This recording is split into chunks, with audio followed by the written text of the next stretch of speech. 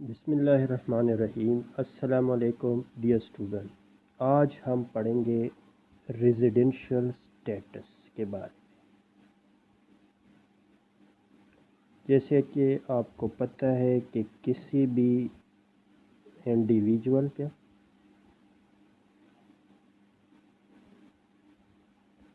Company और association of person, individual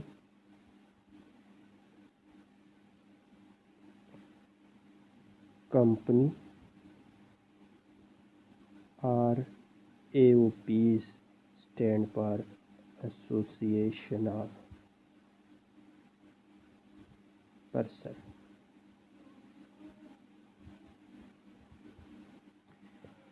अगर हम कभी भी इन तीनों में से किसी का भी टैक्स लायबिलिटी कैलकुलेट करेंगे तो सबसे पहले सवाल पैदा होता है कि what is the residential status.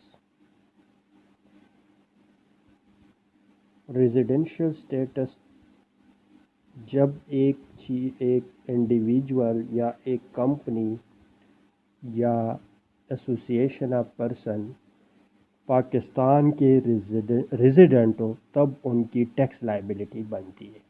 तो सबसे पहले सवाल पैदा होता है कि रेजिडेंशियल स्टेटस क्या चीज़ है। तो रेजिडेंशियल स्टेटस के बारे में इनकम टैक्स ऑर्डिनेंस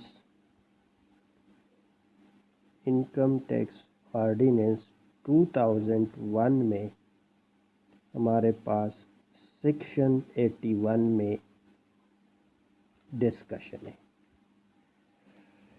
सेक्शन 81 कहता है कि रेजिडेंट पर्सन कौन होगा। Who will be the resident person for a tax year for whom we will calculate tax liability. A resident person means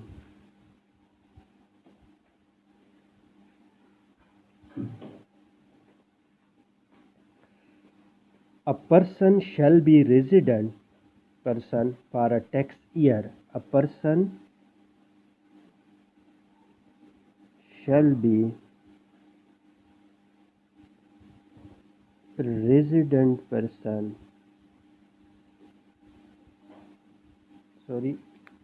pen ख़त्म हो गया तो नेक्स्ट हम पेन ले लेते। Resident person for a tax year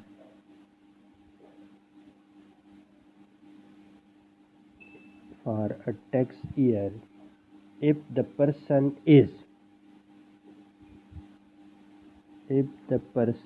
is ये 3-4 शराइत है। Number 1 resident individual,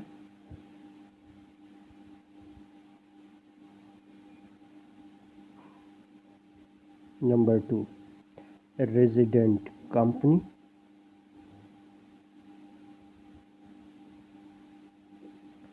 and number 3 is resident association of person. AOP stand for resident association of person, and fourth one is federal government. ये अगर इन चारों में से कोई भी आएगा वो उससे मतलब क्या होगा, रेजिडेंट पर्सन होगा। तो सवाल ये पैदा होता है कि रेजिडेंट इंडिविजुअल कौन सा होगा।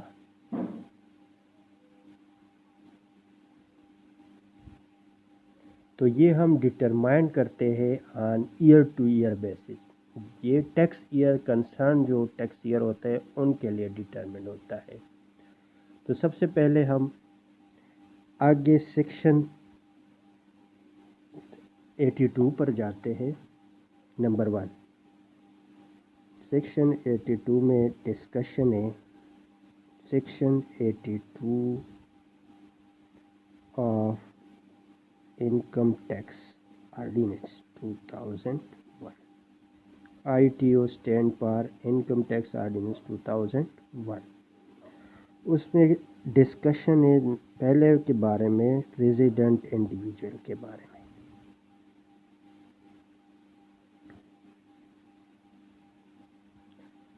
तो सबसे पहले वो डिस्कशन जो हम करते हैं उसमें सबसे पहला जो प्रोविज़न है, जो सबसे पहला कंडीशन है, an individual is treated as resident for a tax year if he fulfills any of the following condition. Number one condition, a person is in Pakistan. Is in Pakistan for a period of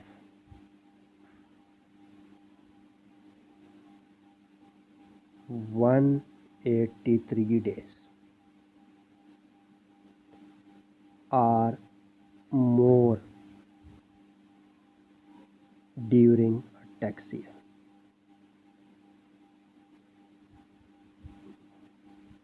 इसका मतलब ये है कि nationality का जो है ना इमैटेरियल है, नेशनलिटी का किसी इंडिविजुअल से कोई ताल्लुक नहीं है। कोई भी पर्सन अगर पाकिस्तान में 183 डेज और मोर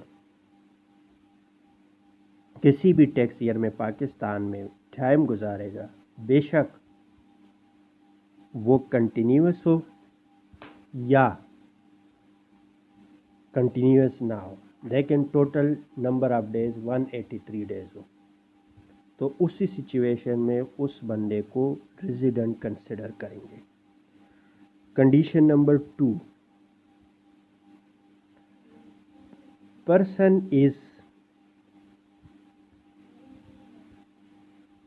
एम्प्लॉय ऑफ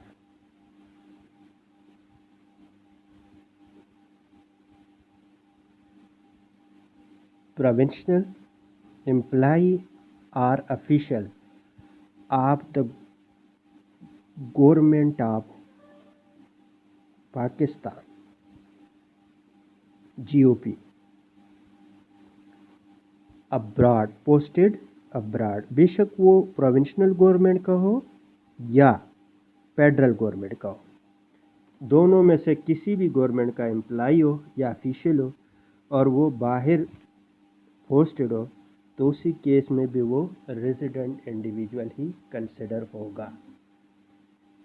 ठीक है जी, ये दो शराइत है रेजिडेंट इंडिविजुअल के। इसका मतलब है कि नेशनलिटी इमॉर्टल है, जो 183 डेज है वो कंटिन्यूस भी हो सकती है, लेकिन ज़रूरी नहीं है कि कंटिन्यूस हो।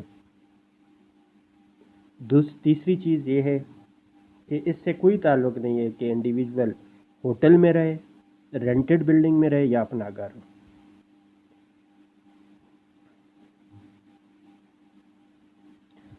कोई सवाल नहीं होगा कि आप क्यों पाकिस्तान में रहे, इससे भी कोई कंसर्न नहीं है। बस 183 डेज पूरे होने चाहिए। मतलब बंदे का फिजिकली प्रेजेंस होनी चाहिए फॉर दी टैक्स पर्पस। कितने दिन के लिए? 183 डेज के लिए, 183 और मोर डेज के लिए। ये शराइत किसके लिए है? नंबर फर्स्ट रेजिडेंट इंडिविजुअल के लिए है। दूसरा हमारे पास पॉइंट है रेजिडेंट कंपनी का। चलो हम एक एग्जांपल कर लेते हैं। सपोज करें हमारे पास एक एग्जांपल है, Mr Olmer is British nationality holder, he contracted with PCB as a coach of Pakistan cricket. हम मिकी आर्थर का एग्जांपल ले लेते हैं, ठीक है, या मोर्नी मोरकल जो आजकल पीसीबी का चेयरमैन वो कोच है। He stayed in Pakistan during first visit for 90 days. वो जब पहले आया तो 90 दिन स्टे किया, फिर चला गया छुट्टियों पे, फिर दोबारा आया 110 दिन गुजारे, फिर चला गया। सपोज़ करें तो सवाल पैदा होते हैं कि क्या वो इनकम टैक्स जो टैक्स ईयर कंसर्न चल रहा है, क्या वो उसके लिए रेजिडेंट कंसिडर होगा या नॉन रेजिडेंट। तो हमने पहले ही डिसाइड किया है कि अगर कोई भी इंडिविजुअल 183 डेज से ज़्यादा दिन या 183 डेज गुजारेंगे तो वो रेजिडेंट कंसिडर होगा। इसी सिचुएशन में फर्स्ट विजिट पे उन्होंने 90 डेज गुजारे थे, उसी साल में फिर सेकंड विज़िट उन्होंने किए और उन्होंने 110 डेज़ गुजारे। अगर हम इनको टोटल करें तो 200 डेज़ इन्होंने गुजारे। This mean this individual is consider will be as a resident for that tax year. Next हम एग्जांपल ले लेते हैं। फॉर एग्जांपल एक हमारा एम्बेसडर है पाकिस्तान का, सपोज करें आंसर ABC ले लेते। वो पाकिस्तान हाई कमिश्नर ने उसको अपॉइंट किया अमेरिका में एज अ एम्बेसडर, डिप्लोमेट है during tax year 2022 and 23 suppose next. तो लेकिन उन्होंने कोई विजिट नहीं किया पाकिस्तान, वो नहीं आए छुट्टी पे पूरे साल में। बट अगेन चूँकि वो फेडरल गवर्नमेंट का एम्प्लॉई है तो उसी सिचुएशन में उनके लिए 183 डेज़ का कोई कंसेप्ट नहीं है। Rule number B, condition number B, कि कोई भी एम्प्लाई जो फेडरल गवर्नमेंट का मुलाजिम हो या प्रोविंशियल गवर्नमेंट हो और अब्राड पोस्टेड हो, क्योंकि वो अब्राड पोस्टेड वो छुट्टियों पे भी नहीं आया, उनके लिए 183 डेज़ का कोई शर्त नहीं है। वो गवर्नमेंट के मुलाजिम है तब वो रेजिडेंट कंसिडर होगा। ठीक है जी, समझ आ गई होगी स्टूडेंट। नेक्स्ट हम पढ़ते हैं रूल नंबर 83। ये रूल नंबर कौन सा था? Section number 82 of income tax ordinance. Next हमारे पास जो दूसरे नंबर पे है वो हमारे पास है जी, हम पढ़ते हैं जी, वो है resident company.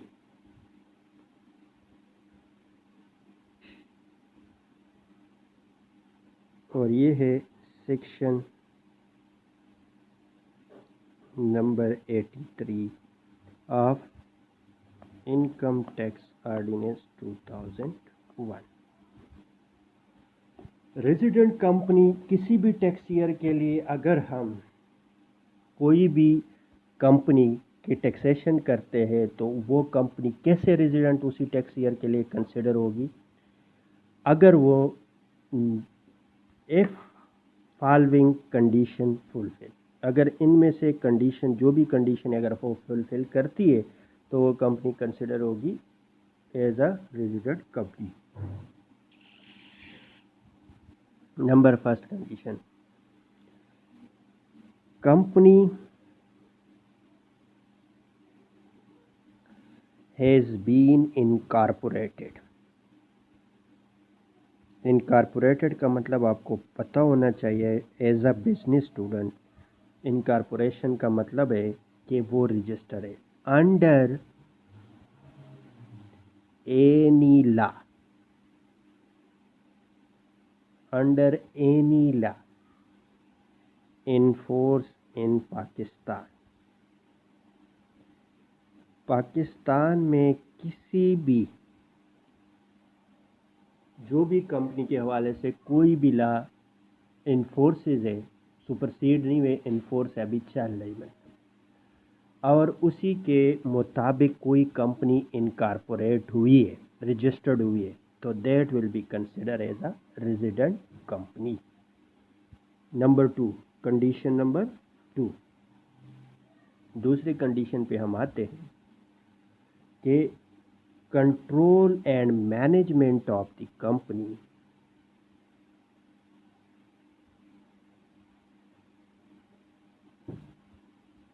Control and management of the company wholly solely, जितने भी कंपनीज के अफेयर हो रहे होली सोली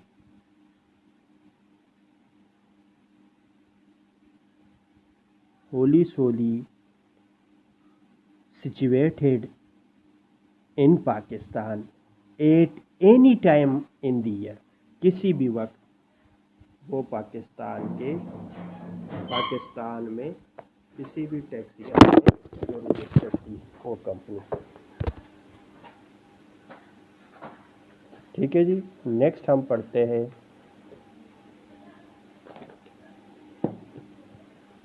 नेक्स्ट कंडीशन है हमारे पास condition number 3।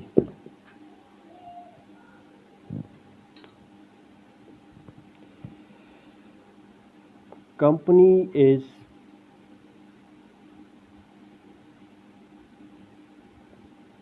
a provincial government or federal government, company किसी भी लॉ के अंडर रजिस्टर हो, बेशक वो प्रोविंशियल हो या फेडरल हो। ये तीन कंडीशन है under rule 83 of income tax ordinance 2001 for residency of company. Company small हो लार्ज हो उससे कोई कंसर्न नहीं है।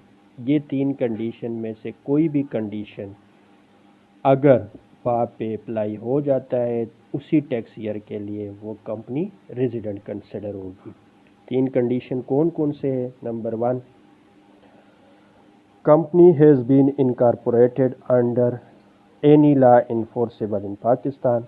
आपको मैंने बताया कि एज अ बिजनेस स्टूडेंट आपको पता होना चाहिए इनकॉर्पोरेशन का क्या मतलब है। मैं वैसे आपको एज अ लेमैन लैंग्वेज में समझा देता हूँ कि इनकॉर्पोरेशन का मतलब है रजिस्ट्रेशन, कि कंपनी रजिस्टर्ड होनी चाहिए under any law enforceable in Pakistan. इसके अलावा अगर कंपनी पाकिस्तान के लॉ के मुताबिक रजिस्टर्ड नहीं है तो दूसरा कंडीशन ये है कि कंपनी का जो कंट्रोल एंड मैनेजमेंट है, यानी कंपनी के जितने भी अफेयर्स है वो उसी टैक्स ईयर में पाकिस्तान में किसी भी टाइम अगर कंट्रोल एंड मैनेजमेंट उस कंपनी का पाकिस्तान में सिचुएटेड हो तो उस टैक्स ईयर के लिए वो कंपनी रेजिडेंट कंसिडर होगी। And the last one is कोई भी प्रोविंशियल गवर्नमेंट या लोकल अथॉरिटी जो हमारे पाकिस्तान में लोकल बॉडीज़ होती है वो भी कंसिडर एज अ कंपनी होती है। ठीक है, स्मॉल कंपनी भी हो सकती है, स्पेकुलेशन बिजनेस भी हो सकता है, लार्ज कंपनी भी हो सकता है, दैट इज़ कॉल्ड रेजिडेंट। अगर इन कंडीशन में से किसी भी कंडीशन पे पूरी उतर रही है तो उसी केस में वो कंपनी हम कंसिडर करते हैं एज अ रेजिडेंट और उनकी टैक्सेशन होगी। नेक्स्ट हमारे पास है जो थर्ड हमारा पॉइंट है जो आज हमने कवर करना है, resident AOPs।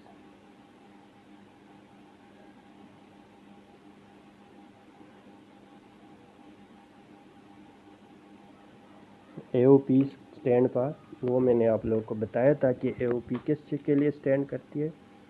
Association of person. AOPs के लिए कोई कंडीशन नहीं है, बस एक ही कंडीशन है।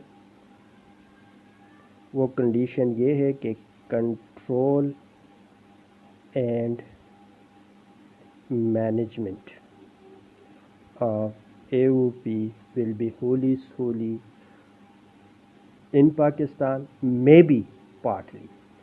और सबसे पहला जो हमारे पास सवाल है कि ये कौन से सेक्शन में डील होता है, तो section number 84 of income tax ordinance 2001। ये ITO जो मैं लिखता हूँ वो आपको पता होना चाहिए, ITO stand for income tax ordinance 2001। ये जो कंट्रोल है ये होली भी हो सकता है एंड पार्टली भी हो सकता है, बोथ कंट्रोल इन पाकिस्तान। बेसिकली ये सवाल आता है कि रेजिडेंशियल स्टेटस, चूँकि हम टैक्स या उसी इंडिविजुअल का जो एक कंपनी का या एसोसिएशन ऑफ पर्सन का तब कैलकुलेट करते हैं जब हमारे पास उनका रेजिडेंशियल स्टेटस कंसिडर होता है एज अ रेजिडेंट। तो उनके लिए पे प्रॉपर कंडीशन मैंने आपको 1 बाय 1 समझाया है। मैंने आपको ये भी बताया कि रेजिडेंट पर्सन का टैक्स कैलकुलेट होता है, रेजिडेंट पर्सन में कौन कौन आता है, resident individual, resident company, resident association of person and federal government, ये 4 चीज़ें आते हैं। आपको पता होना चाहिए रेजिडेंट पर्सन सेक्शन 81 है, रेजिडेंट इंडिविजुअल सेक्शन 82 है, रेजिडेंट कंपनी सेक्शन 83 है and resident AOP stand for association of person section 84 है। तो उम्मीद है आपको लेक्चर समझ आ गई होगी। आपकी अगर कोई भी सवाल हो तो आप कमेंट्स में शेयर करें, इंशाल्लाह हम उसको क्लियर करेंगे। तो मिलते हैं नेक्स्ट लेक्चर में। गुड बाय, अल्लाह हाफिज़।